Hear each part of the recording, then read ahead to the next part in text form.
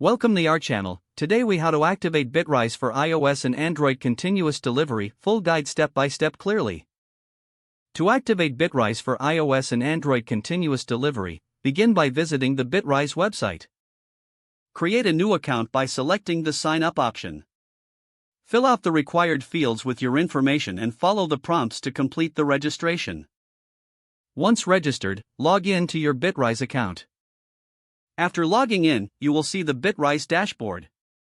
Click on the Add New App button to start a new project.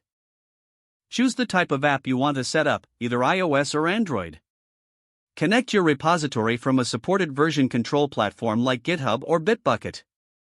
Grant Bitrise the necessary permissions to access your repository. After connecting your repository, select the specific branch you would like to set up for continuous delivery. Bitrise will then automatically scan your repository for relevant project files. Once the scan is complete, select the appropriate stack for your app. For iOS, choose a macOS stack option that supports your version of Xcode. For Android, select a stack that matches your Gradle configuration. Next, configure the necessary workflows for your project. You can start with the default workflow or create a custom one. For iOS, ensure that you include steps for code signing and building your project. For Android, include build and test steps as per your requirements. Once your workflow is set up, navigate to the Build tab to trigger a build. Monitor the build process to ensure everything runs smoothly. If any errors occur, review the logs provided by Bitrise.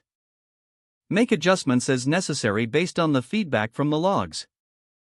Once the build is successful, configure deployment settings according to your project needs. Set up notifications to alert your team about build statuses.